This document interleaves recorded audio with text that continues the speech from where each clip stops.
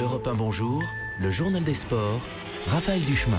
Avec vous, Jérôme Lacroix, et à la une ce matin, un défi fou. Celui que s'est lancé Roger Federer, le tennisman suisse, entame son US Open, dernier des 4 grands chelems de tennis de l'année. Alors, chaque année, 4 tournois majeurs. Federer en 2017, il en a remporté 2, l'Open d'Australie et Wimbledon. Alors, à 36 ans, cette passe de 3 serait phénoménale, bien que l'intéressé la joue modeste. Je ne pense pas aussi loin parce que j'ai eu le problème de dos, alors il faut commencer de nouveau tout au début, tout petit, espère que de gagner le premier tour.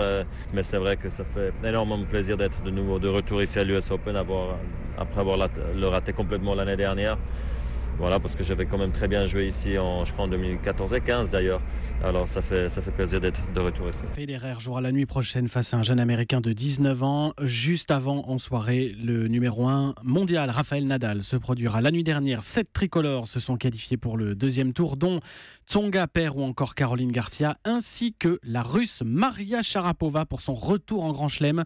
18 mois après, en raison d'une suspension pour dopage, elle a battu en 3 manches la Roumaine Simona Halep, deuxième mondiale. Allez, le mot sport du jour. Euro au pluriel. Ces jours-ci, qui dit foot dit aussi transfert et sommes vertigineuses. Il faut dire que sur les 3 joueurs les plus chers du monde, eh bien 2 sont français derrière Neymar, le Brésilien. Mbappé, 180 millions, pourrait passer aujourd'hui sa visite médicale pour être officiellement un joueur du PSG. C'est réglé en revanche pour Ousmane Dembélé, 20 ans, passé lui de Dortmund à Barcelone contre 145 millions bonus compris.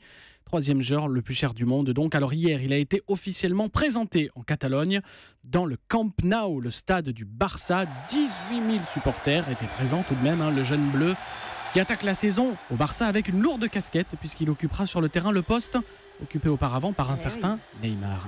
Il y a une classe d'écart entre moi et Neymar. Neymar est l'un des meilleurs joueurs du monde. Moi, je suis tout jeune, ça fait ma 2e saison que je suis en professionnel. Voilà, j'apprends tous les jours, j'ai que 20 ans.